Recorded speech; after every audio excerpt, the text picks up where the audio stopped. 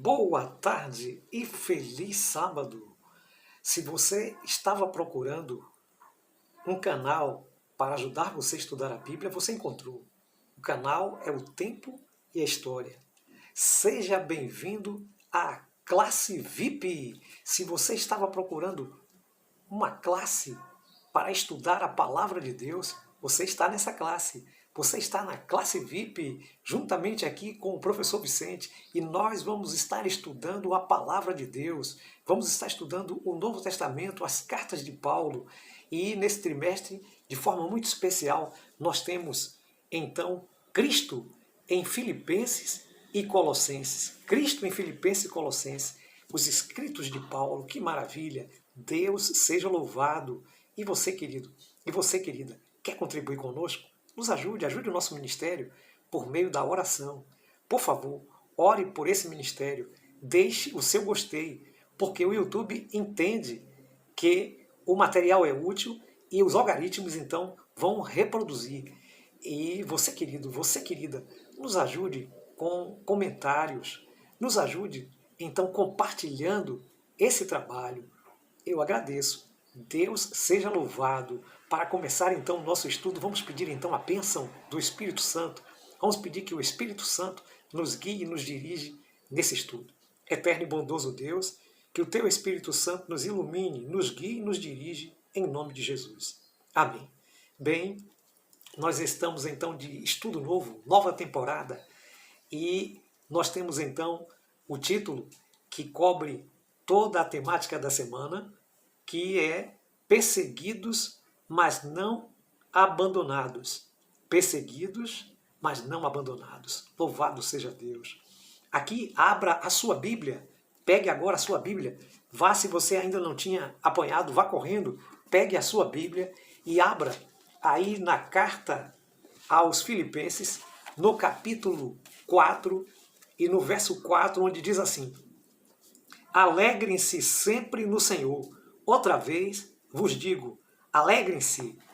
Maravilha, querido, maravilha, querida. A alegria do Senhor é a nossa força. Só estaremos fortes no Senhor se de fato tivermos a sua alegria, a sua graça. Bem, mas nem sempre nós estamos sorrindo porque passamos por circunstâncias que podem nos tirar o sorriso. Aqui na nossa introdução do guia de estudo, nós encontramos então um caso triste em que, em algum momento, um pastor adventista ficou então preso e ficou muito triste com essa situação, mas lá na cadeia ele foi útil e Deus o usou para uma determinada finalidade. Na Bíblia nós encontramos muitos que ficaram presos. Nós encontramos o caso então de José no Egito, e Paulo muitas vezes esteve preso. Inclusive, quando escreveu as cartas de Filipenses e Colossenses, Paulo estava preso.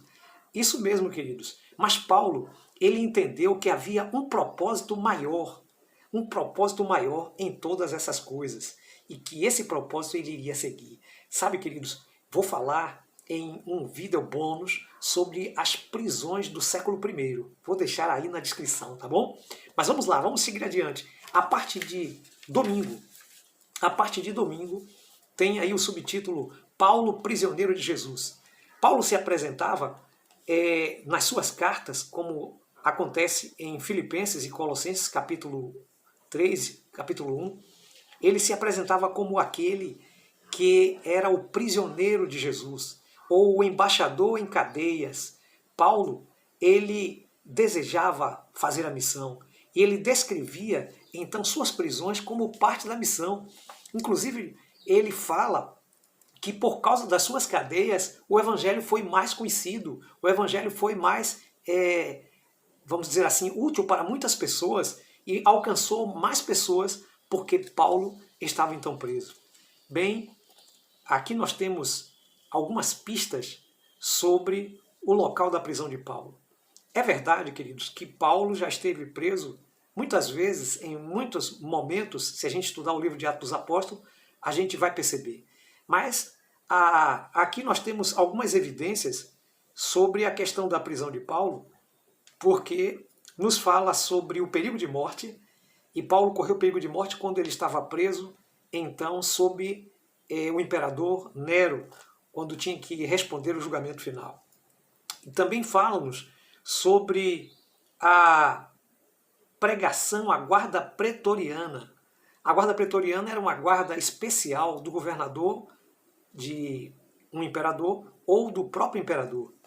E aqui nós temos então uma outra situação, que é Paulo fazendo uma saudação para os irmãos mediante aqueles que estavam na casa de César. Ele estava então na casa de César mandando saudação para os demais irmãos. Então isso são evidências que a gente encontra aqui em Filipenses capítulo 1, verso 20, capítulo 2, 17 e capítulo 4, verso 22, de que Paulo estava então preso em uma prisão em Roma. Isso é muito interessante, queridos, para a gente conhecer melhor a história do cristianismo e como realmente a mensagem do Evangelho foi então expandida para muitos cantos. Paulo em algemas é o título para segunda-feira. E aqui nós temos Atos capítulo 16, verso 16, e temos aqui também, queridos, capítulo Filemon, versículo 10 e versículo 13. E aqui é importante que a gente note algumas prisões de Paulo. Paulo foi preso em Filipos, em algum momento foi acusado e estava lá em Filipos, ele foi preso, e lá ele cantava, louvava a Deus, né? E serviu então para a conversão até de um carcereiro. Paulo também foi preso em Cesareia, quando os judeus o perseguiam. Isso também é dito na palavra de Deus, em Atos dos Apóstolos, capítulo 16, de 16 a 34. Paulo também esteve preso por algum tempo em prisão domiciliar. Lá no livro de Atos dos Apóstolos, capítulo final, lá o capítulo 28, nos fala que Paulo ficou preso em prisão domiciliar. Mais uma vez eu quero dizer para vocês que eu vou deixar um bônus sobre as prisões no século I, para que você possa entender a situação de Paulo. E aqui, queridos, nós estamos vendo que Paulo suportava tudo porque o foco de Paulo era Jesus. Jesus estava na vida de Paulo e isso era muito importante. E então, a gente pode perceber que, segundo Coríntios capítulo 6, verso 3 a 7, Paulo, ele então nos diz quais eram então os seus recursos, quais eram as suas armas para vencer aqueles momentos difíceis, aqueles momentos realmente de grandes provações. A primeira, Paulo diz que era a palavra da verdade, ou a Bíblia. E o segundo, Paulo nos fala sobre o poder do Espírito Santo. E esses recursos que Paulo usava, a palavra de Deus e o Espírito Santo, também estão disponíveis para mim e para você. Bom, a parte de terça-feira, Paulo em Filipos. Paulo chega então a Filipos, Atos 16 e 17. Paulo chegou até Filipos por meio de uma orientação espiritual direta do Espírito Santo. Ele teve então uma visão em que um macedônio pedia ajuda e dizia: passe aqui e nos ajude. E então Paulo se organizou, se planejou de forma estratégica para estar na cidade de Filipos. Por que Filipos? Bem, Deus tem seus planos e o apóstolo Paulo também tinha seus planos. Filipos era a principal cidade dos macedônios e também representava muito para o Império Romano, a tal ponto que ela foi então classificada na categoria da cidade Ius Italicum, que significa cidade que foi então considerada imperial. Quando a cidade era considerada imperial, aquelas pessoas que ali moravam, aquelas pessoas que ali residiam, elas recebiam então o direito romano. E com o direito romano, o cidadão buscava mais benefícios. Então, de fato, era um coração ali da Macedônia e um ponto estratégico para algumas outras cidades.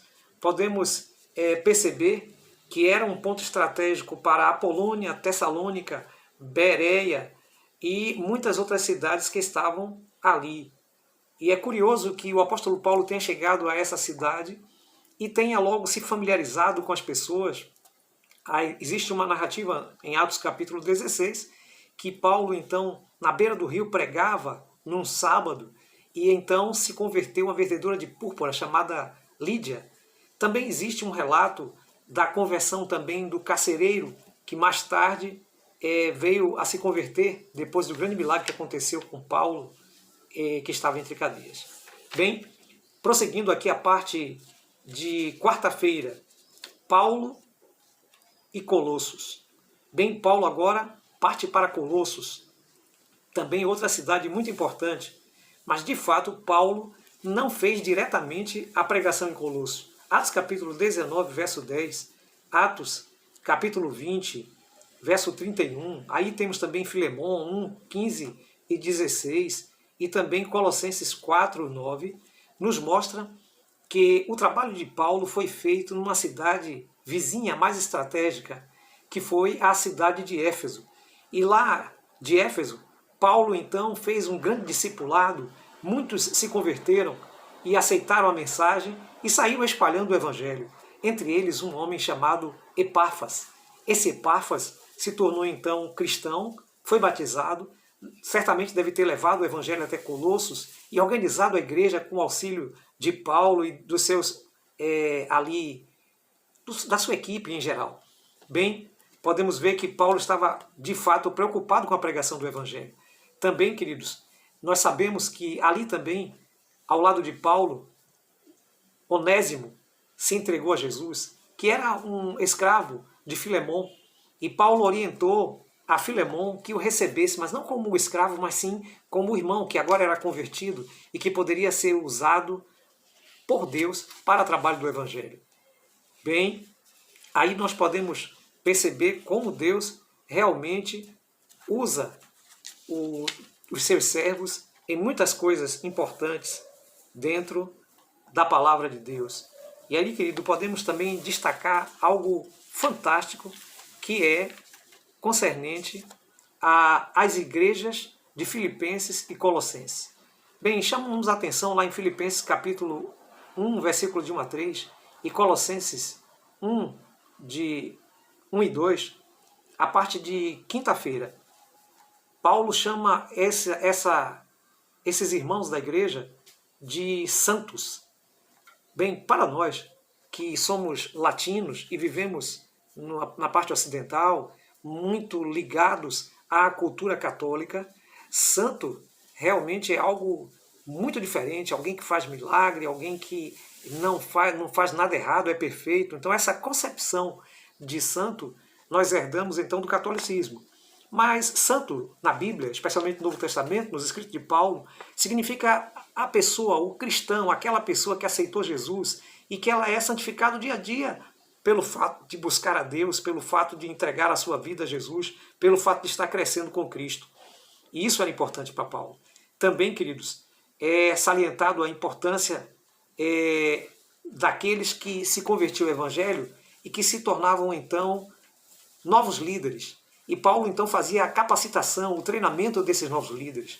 Paulo fazia de tudo para que esses novos cristãos tivessem condições de liderar uma nova igreja e o Evangelho fosse se expandindo cada vez mais. Que trabalho brilhante esse de Paulo. Bem, eu quero dizer que chegamos, então, à parte adicional. Eu vou deixar, então, na descrição ali uma parte de vídeo bônus. Vou deixar 2 vídeos bônus falando, então, sobre a questão das prisões do século I e também da importância da lição, do estudo da lição da escola sabatina. Mas eu quero que você, querido, entenda que é para você. Tudo que foi feito é para você. Toda a pregação do Evangelho, tudo aquilo que foi preparado, o que nós herdamos dos escritos de Paulo é para você e para mim, para que nós possamos ser edificados e encontrar, então, a salvação e crescermos em Cristo Jesus. É seu desejo, então, crescer em Cristo Jesus? É seu desejo, então, se tornar um novo líder e ser usado por Deus também para levar esse Evangelho a outros? Levante a sua mão e diga, eu aceito. Amém. E ore comigo. Eterno e bondoso Deus, obrigado, Senhor, porque Paulo começou lá no século I e nós estamos aqui, Senhor, terminando este trabalho. Nos orienta, nos abençoe e nos dirija, em nome de Jesus. Amém. Que Deus te abençoe ricamente e que você possa receber as bênçãos sabáticas e que você também tenha um bom final de semana e uma boa entrada de semana, em nome do Senhor Jesus. Amém.